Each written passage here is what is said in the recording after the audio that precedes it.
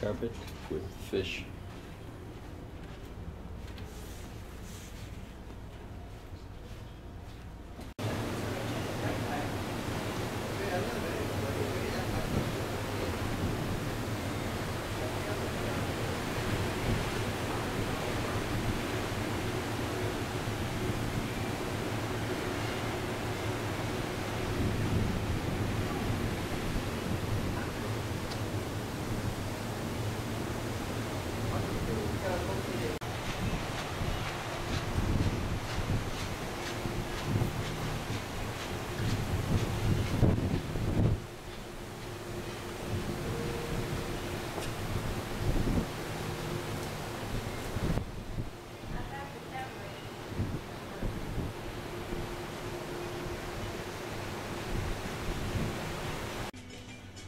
Spinnaker Lodge.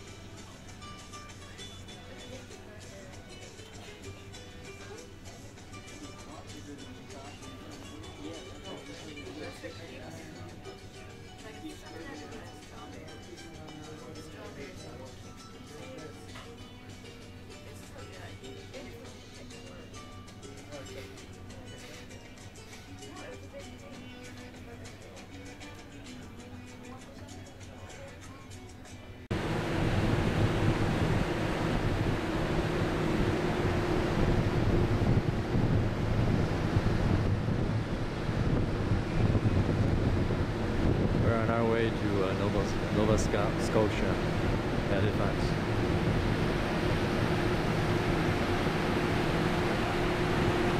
Canada.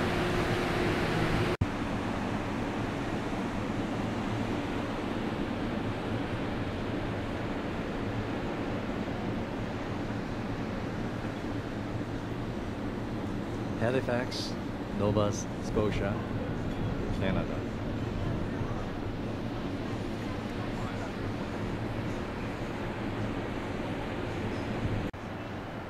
This is the Crystal Symphony ship.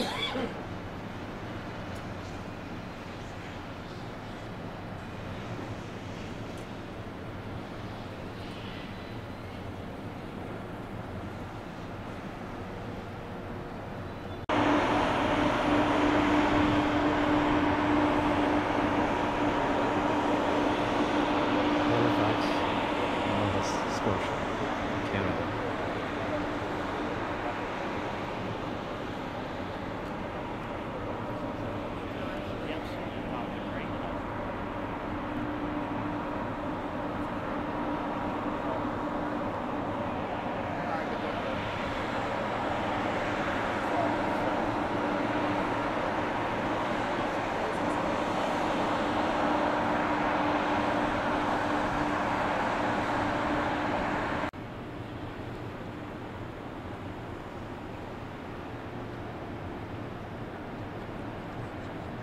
Crystal Symphony.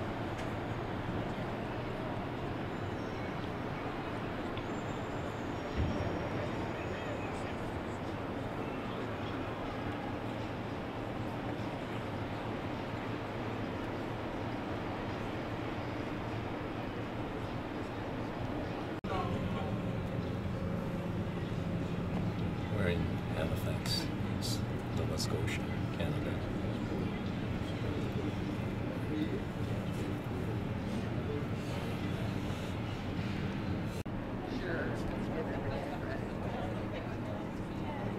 Halifax, Nova Scotia, Canada.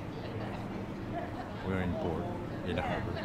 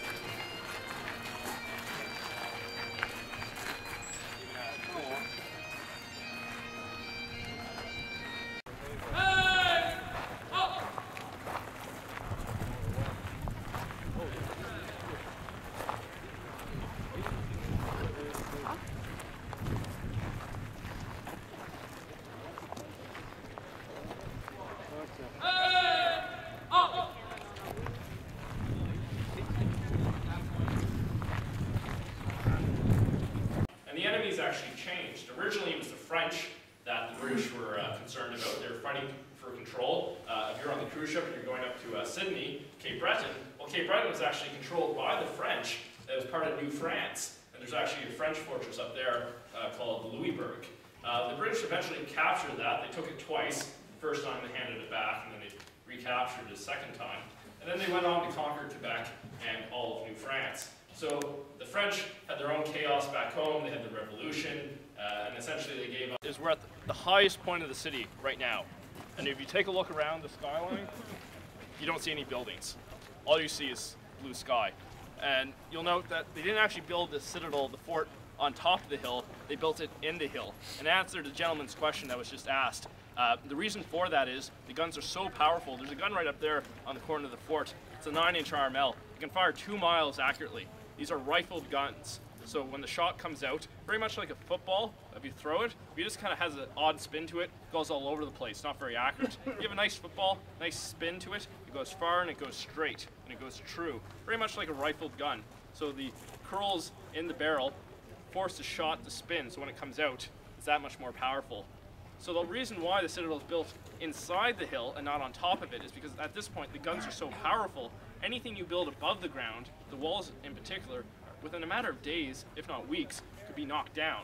So it kind of defeats the purpose of having a structure, built like this. By the end of 1865, by the end of the American Civil War, you see the last year of the American Civil War, most of the warfare is taking place in trenches. Anything above the ground, the guns are so powerful, even there, they're being knocked, whole towns are being destroyed.